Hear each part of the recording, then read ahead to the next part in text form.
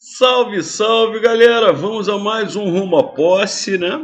Ficamos aí algumas semaninhas, né, por causa, né, da abertura das matrículas lá do nosso curso avançado, depois do básico. Então, nós passamos aí um período sem ter o Rumo à Posse, mas estamos de volta. Assim como estaremos de volta com a nossa tradicionalíssima live às quintas-feiras. Beleza? Hoje eu vou falar um pouquinho sobre o Instituto Consuplan. O Instituto Consuplan e a Banca Consuplan não são exatamente a mesma coisa, tá? Então nós vamos falar hoje sobre o Instituto Consuplan. As questões de interpretação de textos não são difíceis, bem como a identificação de tipologia e gênero textual. São questões trabalhosas, porque os textos são muito longos, mas não são difíceis. Não criam problemas. Muita questão de figuras de linguagem. Eu vi provas com 2 questões de figuras de linguagem. É um assunto que eles gostam muito. Muita questão de identificação de frase certa e frase errada, como colocação pronominal, pontuação, crase, regência, concordância, ortografia. Então, são assuntos que eles gostam muito de cobrar. Pontuação, por que foi empregado a vírgula, o ponto e vírgula, a travessão. Tá? Então, aqui é não só para identificar a frase certa, a frase errada, mas também para saber o motivo do emprego daquele sinal de pontuação. Beleza? Maravilha. Questões de morfossintaxe, identificação de classes gramaticais e de funções sintáticas. Eles gostam, sim, eles gostam muito, eles se aprofundam bastante no tema, inclusive em relação às funções do Q e do C. Né? Questões de sinonímia também. Né? Essa palavra aqui nesse contexto tem que significado, lembrando sempre, para você identificar o sentido de um vocábulo, você tem que observar o contexto, né? Você tem que observar a frase, o texto em que aquela palavra foi empregada. Certo? Verbos também encontrei questão de identificação de tempo verbal, nada, então não é difícil. Basicamente é isso. São os temas que eles privilegiam. Beleza? Muita questão de conectores. Tá? Parte de coesão textual muito empregada. Conjunções, preposições. E também eu chamo a atenção de vocês para um outro detalhe também. Assim, a quem aquele pronome oblíquo está se referindo. Então, muita questão de coesão textual. A quem aquele pronome relativo está se referindo, a quem o pronome demonstrativo está se referindo. Fora a parte de conectores mesmo, né? A parte de conjunções, sobretudo conjunções, né? Conjunções, preposições. Parte de conjunções, então, sempre muito presente nas provas, né? É o segundo tema que mais vem caindo em concursos públicos, só atrás de interpretação de textos. Beleza? Então vamos lá.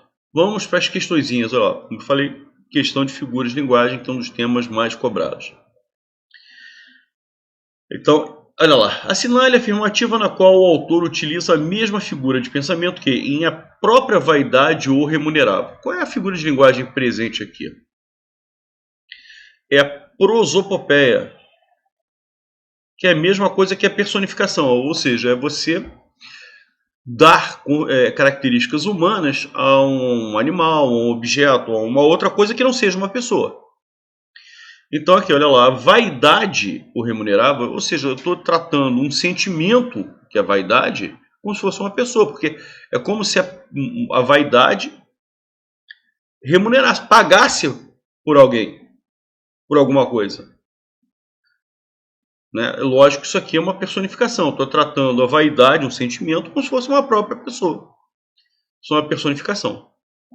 Eu sou idiota da objetividade, aí a própria pessoa, inclusive, né, é uma pessoa, não há personificação. Na velha imprensa, as manchetes choravam com o leitor. As manchetes choravam.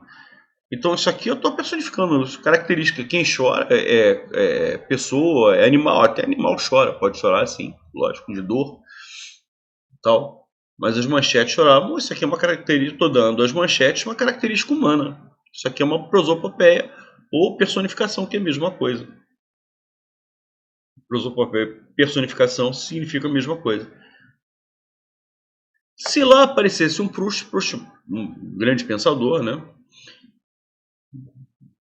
Então, a pessoa que poderia aparecer, não há característica de personificação. Não, o abominável pai da mentira não é o autor do Copydesk. Pai da mentira é uma forma de se chamar alguém. Então, é uma pessoa mesmo. Pai, inclusive, é uma pessoa. Então, não há caso de personificação de prosopopeia aqui. Então, a resposta é a letra B de bola. Beleza?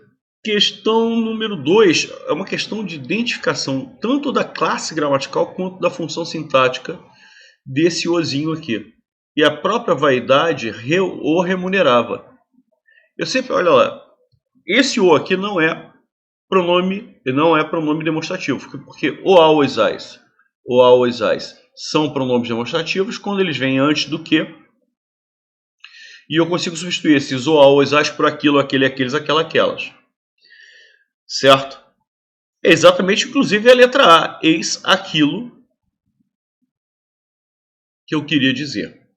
Então, esse o aqui é um pronome demonstrativo. Beleza? Esse o aqui também não é um artigo, porque o artigo vem junto a um substantivo. Beleza? Então, vem junto a um substantivo. Tá? É o que acontece aqui. Ó. O jovem. O é um artigo. Ele vem junto ao substantivo jovem. Porque o Pompeu é meu amigo. Olha lá, é o artigo o que vem antes do substantivo. Então, isso aqui é artigo. Beleza? Então, o que é esse o? Ele não é pronome demonstrativo, não é artigo. O que ele é? Ele é um pronome oblíquo. O pronome oblíquo substitui uma pessoa aqui. A própria vaidade remunerava alguém, remunerava uma pessoa. Então, esse pronome oblíquo, né, ele poderia substituir até uma coisa, mas ele está substituindo uma pessoa. Beleza? Maravilha. Eu gosto muito dele e eu o saudei. Saudei esse cara aqui, ó, que já tinha sido, inclusive, tinha aparecido na oração anterior. Olha lá, não aparece antes de verbo, remunerava é verbo, saudei é verbo. E também substitui uma pessoa. E saudei a pessoa. Saudei o cara, saudei o menino. Certo? Então aqui também é um pronome oblíquo. Mas além disso, é bom a gente identificar também a função sintática desse pronome oblíquo. Até porque ele fala também, olha lá, a mesma classe gramatical e a mesma função sintática. Eu ensino para os meus alunos que quer matar a função sintática de um pronome oblíquo, substitua por esse menino. Certo? Remunerava esse menino. Quem remunera, remunera alguma coisa, remunera alguém. Se está remunerando alguém, esse menino é objeto direto. Está completando a ideia do verbo remunerar sem preposição. Objeto direto. Então, o como classe gramatical, como classe morfológica, é um pronome oblíquo. Como função sintática, ele é objeto direto.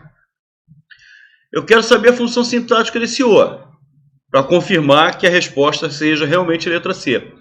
Eu saudei esse menino. Quem saúda, saúda alguém. Esse menino é objeto direto.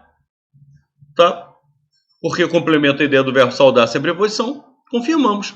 A classe gramatical do o é pronome oblíquo e a função sintática é objeto direto. Resposta a letra C. Vamos lá. Essa questão de regência é muito legal, é muito bem bolada. Por quê? Ele não está identificando, ele não está pedindo para ser frase certa e frase errada. Ele está pedindo um caso que seja diferente. Olha o comando, como é que a leitura do enunciado é fundamental. Assinale a única alternativa na qual a regência verbal não se justifica pelo mesmo motivo. Tá, o verbo lembrar aqui está no sentido de recordar, recordo-me. Verbos lembrar, esquecer, recordar, ou você tem os dois elementos ou não tem nenhum dos dois. Ou você tem pronome oblíquo e preposição de, ou você não tem nenhum dos dois. Certo? No caso, ele que usou os dois, pronome oblíquo e preposição de. Então, olha lá, eu já me lembrei de tudo, usei o pronome oblíquo me, usei a preposição de. Como você não se lembra disso, o que é disso? É de mais o pronome isso, ou seja, usou o pronome oblíquo se e a preposição de.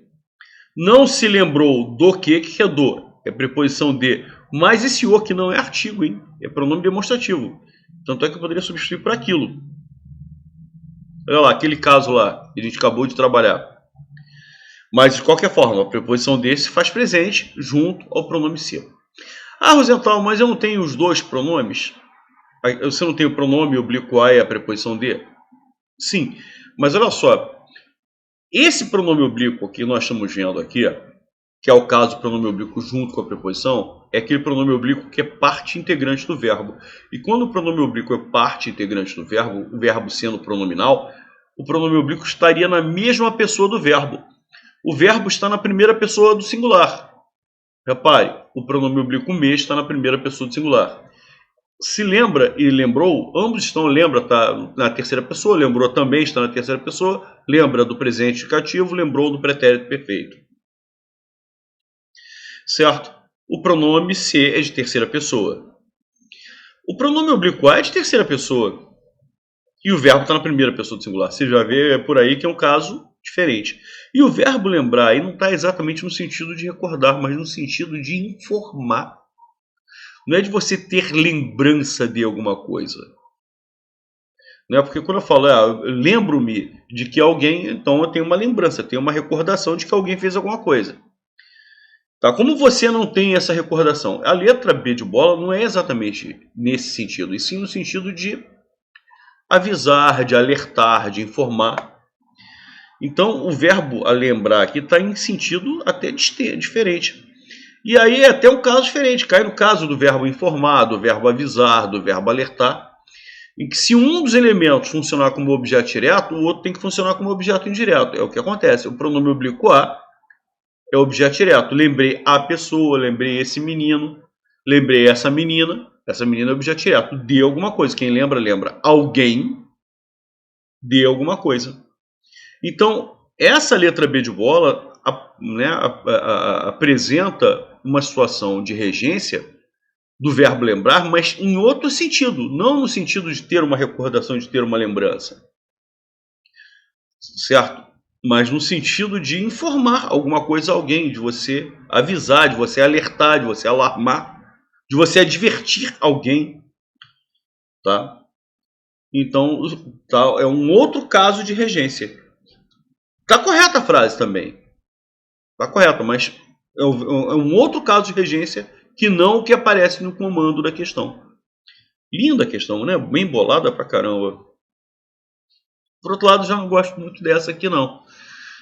Eu acho que essa questão é meio mal bolada, mal redigida, inclusive o enunciado, porque ele manda passar para o plural na redação. Beleza. Assinale a afirmativa em que, pluralizando-se a palavra destacada, estabelece-se a concordância conforme a norma padrão. Tá, tudo legal, tudo beleza.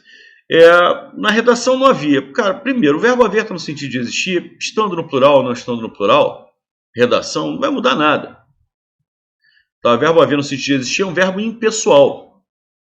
Se esse verbo é impessoal, ele só pode ser flexionado na terceira pessoa do singular.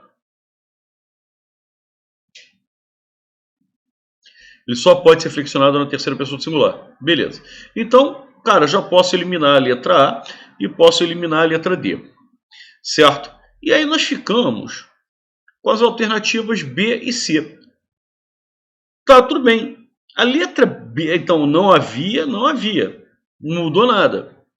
Só que aí, na letra B de bola, você tem um erro. Quando ele passou aridez para o plural, né? Igual a perdiz no plural, perdizes, aridezes, o adjetivo que está qualificando aridez teria que ir para o plural também. Só que aí que está a minha crítica em relação a essa questão, é que eles não falam nada sobre a possibilidade de esta palavra ser passada para o plural. A letra B de bola apresenta um erro, claro, o adjetivo tem que concordar com o substantivo. Então é óbvio que a letra C é uma resposta muito melhor, atuais no plural, concordando com aridezes. Mas, repito, eu acho que a questão é mal redigida, porque ele só menciona a possibilidade de passar para o plural a palavra, a expressão na redação. Ele não fala nada sobre a aridez. A questão poderia trabalhar esse conceito, entendeu? Mas ele teria que colocar assim, pluralizando as expressões no plural, aí colocando aridez no plural, sublinhando a aridez. Beleza, aí não teria crítica nenhuma em relação à letra C. Eu acho o comando mal redigido. Beleza? Não sei se contei que vi, não sei se contei isso. Substituir a oração inteira pela palavra isso. Eu tenho uma oração subordinada substantiva. Como é que se chama esse termo que introduz as orações subordinadas substantivas? Chama-se conjunção integrante. Então, primeiro já é uma conjunção integrante. Beleza. Ouvi um dia um rapaz dizer, mesma coisa, dizer isso. Novamente eu substituo a oração inteira pela palavra isso. Eu tenho uma oração subordinada substantiva, novamente tenho outra oração subordinada substantiva.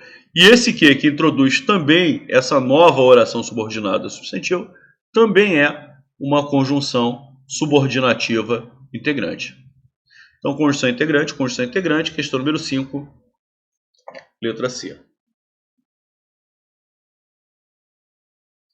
Questão 62 é uma questão de crase que eu achei muito bem bolada, muito bonita, muito bem feita. Bom, vamos lá. Quanto ao emprego do sinal indicativo de crase, pode-se afirmar que em relação ao trecho, isto dá para ser resolvido de uma maneira ou de outra, se bem que muitas vezes à custa de gente, sofrimento por parte do tradutor. À custa de. Beleza? A custa de é uma locução prepositiva. Essa construção, a custa de, como o termo às vezes, à medida que, são locuções que são independentes da regência. Não é nenhum verbo que está pedindo. Tá? Então não se justifica por causa da regência. Não é regência. Então, inclusive, porque não há essa preposição a aqui. A custa de, você tem a preposição a e o artigo a de a custa. Custa é um substantivo feminino, que vem do verbo custar. Então você junta a preposição a mais o artigo a de a custa de. Por isso que nessas locuções, à medida que, só vai haver crase, por isso que eu comprei à vista. Isso é uma locução adverbial. Certo? Vai ter crase, porque vista é feminino. Por quê? Porque você tem que ter preposição mais o artigo. É o que acontece aqui. Por isso que antes de locuções masculinas, não pode haver crase. Então, antes de locuções femininas, sim, beleza, pode haver crase. Certo? E a crase que acontece aqui não vem de...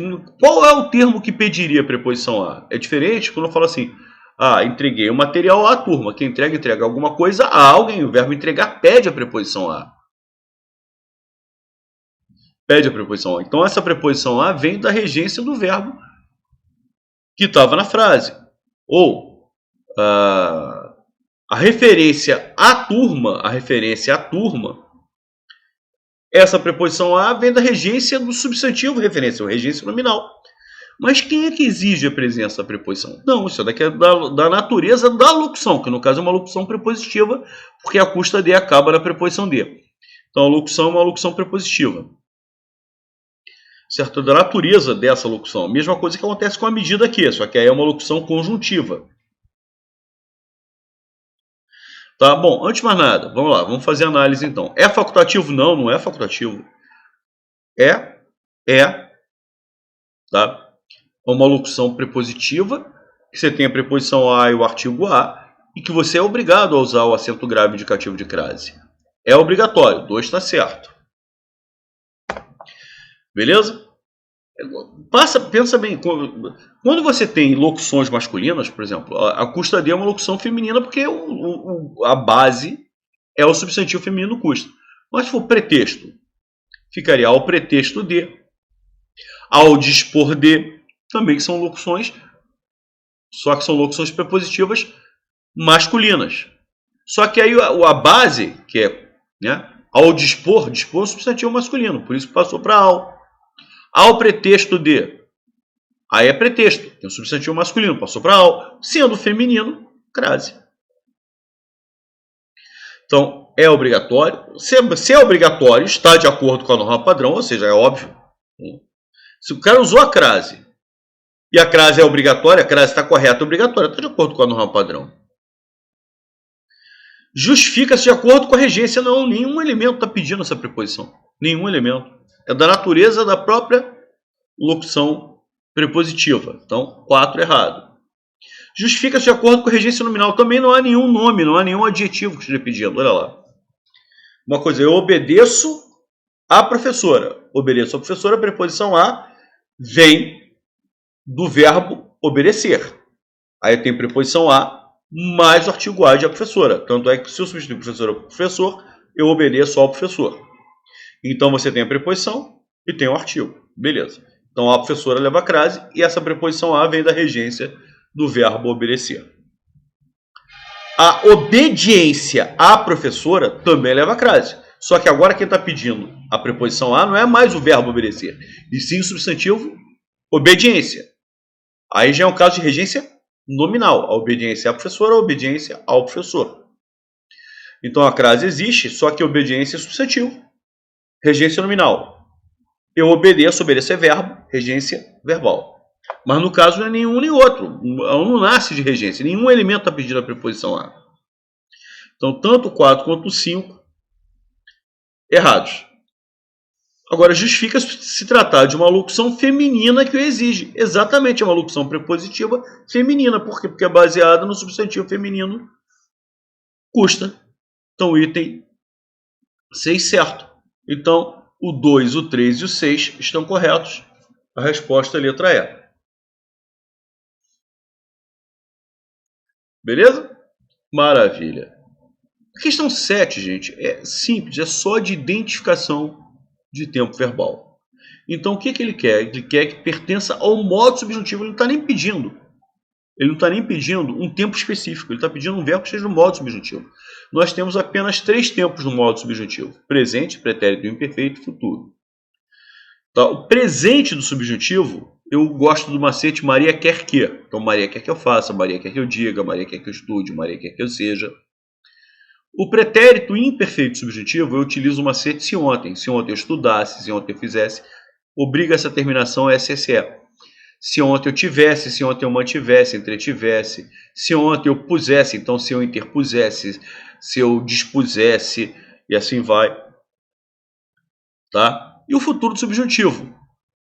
Eu uso se amanhã. Então, se amanhã eu estudar, se amanhã eu cantar, se amanhã eu fizer, se amanhã eu disser. Verbo ver, se amanhã eu vir o jogo. E assim vai. Beleza? Então, pode ser um desses 3 tempos. Presente, pretérito imperfeito, futuro. Eu não me refiro, até está no presente, mas presente cativo. Se fosse o presente do subjuntivo, seria Maria quer que eu me refira. Se fosse pretérito imperfeito subjuntivo, se ontem eu me referisse. Futuro do subjuntivo, se amanhã eu me referir. Não. Isso aqui é o presente do indicativo. Isso dá, eu dou, tu dás, ele dá, também é presente cativo. Também não tem. E ser está no infinitivo.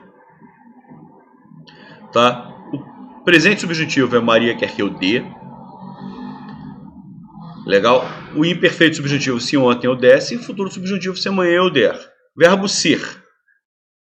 Presente subjuntivo, Maria quer que eu seja.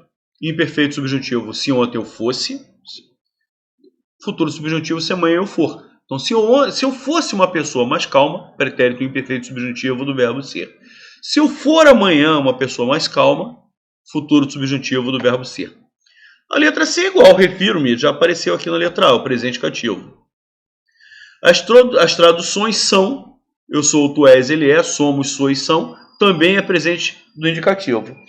Agora, um alemão que saiba, Maria quer que eu saiba, Maria quer que tu saibas, Maria quer que ele saiba. Isso aqui é o presente subjuntivo. Então, ele quer um verbo no modo subjuntivo. Encontramos. Legal? Questão número 8, galera, a questão de pontuação. Outro assunto que eles cobram muito, eles pedem também muita questão aqui, é a identificação de frase certa e frase errada, mas eles gostam também muito de questões que eles pedem a justificativa do emprego dos sinais de pontuação. Então isso é outra coisa que você vai ter que ficar atento. Bom, vamos lá. As recomendações da OMS incluem... Espera lá, isso aqui é sujeito. Isso aqui é verbo. Entre sujeito e verbo não pode haver vírgula. Então, errado. O governo deve garantir direitos humanos. Quem garante, garante alguma coisa. Direitos humanos complementa a ideia do verbo garantir sem preposição, objeto direto. O verbo garantir, né, a locução verbal, cujo verbo principal é o garantir, desempenha a função de objeto direto, de verbo transitivo direto. Então, entre o verbo e o objeto direto não pode ter pontuação de jeito nenhum. Entre verbo e complemento não pode ter vírgula. Isso é um erro crasso. Mesma coisa aqui. É importante garantir. Garantir isso é importante. Esta oração aqui está desempenhando a função de sujeito do verbo ser. Você não pode colocar vírgula separando. Né? Isso aqui é uma oração subordinada substantiva subjetiva. E isso é importante. Subjetiva. Opa. E isso é importante. Esta oração exerce, desempenha a função de sujeito da outra oração. Então você não pode ter uma vírgula, mesmo fora da ordem, você não pode ter vírgula separando o verbo do sujeito. A pandemia do Covid-19 afetou o mundo inteiro. Gente, a pandemia do Covid, isso aqui é sujeito. Afetou é verbo. Você não pode ter vírgula separando sujeito e verbo. Só pode ser a letra E, né?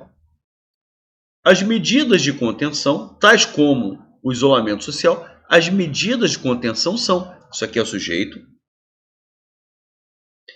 são é verbo, só que entre o sujeito e o verbo, você tem esse intruso. Aí o que ele faz? Ele coloca o intruso entre vírgulas, para demarcar claramente, olha, eu tenho um elemento intruso que apareceu entre sujeito e verbo, então estou usando essas vírgulas para isolar esse intruso, para indicar que a sequência natural de as medidas de contenção é a forma verbal são. As medidas de contenção são necessárias para conter a disseminação. Então, entre o sujeito, as medidas de contenção e o verbo, você tem um elemento que não é natural dali. Por isso que está isolado por vírgulas. É essa a resposta. E você não poderia colocar uma vírgula, você tem que colocar as duas, isolando. A vírgula iniciando, né? Aqui. E fechando ali. Beleza? Maravilha. E no trecho, e a medida aqui, olha lá, aquela locução que eu falei para vocês. A medida aqui. Certo? Que leva a crase, por quê? Ah, por causa da regência? Não, é da natureza da locução. Agora repare que no meio tem a palavra medida. Certo? Que é um substantivo feminino, por isso inclusive que leva a crase. Que aliás é sinônimo de a proporção que. Que também leva a crase. Por que leva a crase? Porque proporção substantivo feminino. Já ao passo que, como o passo é masculino, olha o que acontece. Você passa a ter o artigo o. Agora, à medida que se acostuma, esquece o sol. Quer dizer, quanto mais você vai se acostumando, mais você vai esquecendo o sol. Então, quanto mais uma coisa acontece, a outra acontece. Então, uma coisa vai acontecendo na mesma proporção que a outra vai acontecendo. Isso aqui é um valor proporcional. É essa a resposta. Medida que, proporção que, quanto mais. Então, um cresce na mesma medida que a outra. Né? Quanto mais eu estudo, eu aprendo. Se eu estudar pouquinho, vou aprender pouquinho. Se eu estudar mais ou menos, vou aprender mais ou menos. Se eu estudar muito, vou aprender muito. Então, uma coisa vai acontecendo na mesma proporção da outra. E é justamente o que ocorre aqui. No início, você não conseguia esquecer o sol. Aí você foi se habituando, começou a se acostumar, começou a esquecer o sol. Aí se habituou mais ainda. Aí foi deixando o sol de lado. Chegou um ponto que você se habituou tanto, que você nem lembra mais que existe sol. Olha só como é que as coisas vão acontecendo proporcionalmente. Quanto mais uma coisa acontecia, mais a outra acontecia. Ideia de proporção é essa a resposta. E a última questãozinha que nós estamos vendo hoje, tá? Que é uma questão de colocação pronominal. e ele pede a alternativa em que obrigatoriamente deveria haver a ênclise. Ênclise é o pronome oblíquo depois do verbo. Então, primeiro tem que vir o verbo e depois do verbo o pronome oblíquo. Letra A. A comoção não se sustenta, não é advérbio. O advérbio atrai obrigatoriamente pronome oblíquo, ou seja, este pronome oblíquo aparecer antes do verbo, que é uma situação de próclise. Próclise é quando o pronome oblíquo vem antes, é obrigatório. Você não pode usar ênclise aqui de jeito nenhum. No vil ato de abordar uma pessoa, se utilizando... Opa, eu estou iniciando uma nova oração aqui. Eu estou iniciando uma nova oração e eu não posso iniciar a oração por pronome oblíquo. Então eu tenho que pegar o pronome oblíquo e deslocar para depois do verbo. Eu não posso iniciar a oração por pronome oblíquo, eu sou obrigado a colocar depois do verbo, justamente em ênclise. É essa a resposta. É evidente que há uma fratura social exposta e ela se personifica. Gente, ela é pronome pessoal reto. Não atrai necessariamente pronome oblíquo. Não atrai. Diferente do não atrai obrigatoriamente. Tá? Então, como o pronome ela não atrai obrigatoriamente, eu poderia usar a ênclise. Poderia. Tá?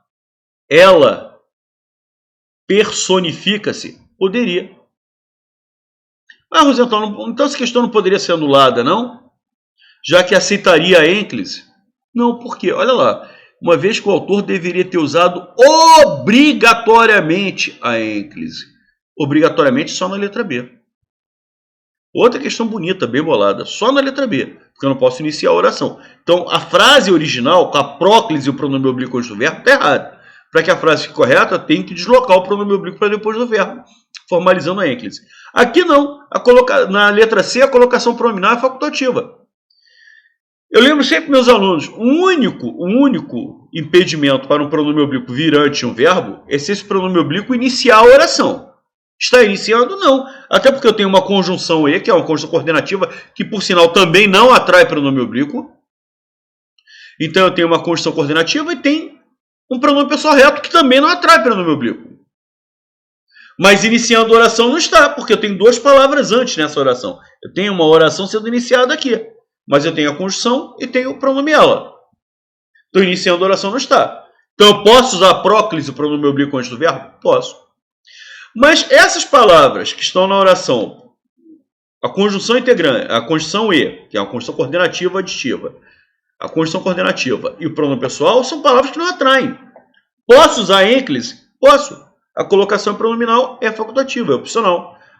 Agora, como na alternativa, como no enunciado, ele está pedindo uma colocação pronominal obrigatória, e no caso a ênclise, pronome oblíquo depois, não. Porque a próclise também está correta. A frase original estava correta com a próclise. O pronome oblíquo ser antes do verbo personificar. Por fim, a letra D. Com que se constituem as relações? Gente, o que sempre atrai pronome oblíquo, ou seja, a próclise, o pronome oblíquo ser antes do verbo constituir, esse pronome oblíquo ser tem que vir obrigatoriamente antes do verbo, ou seja, novamente em próclise. Maravilha, galera! Com essa questãozinha aqui nós encerramos mais um Rumo à Posse, com a análise hoje da banca Instituto Consulplan. Aproveitem bastante aí as informações. Tá, quinta-feira nós retomamos a nossa tradicionalíssima live. E é isso aí. Eu acho que ficou bem evidente, aí, ficou bem esclarecidas as características da banca Instituto Consulplan. Valeu, galera! Maravilha! Um abraço para todos e até a próxima!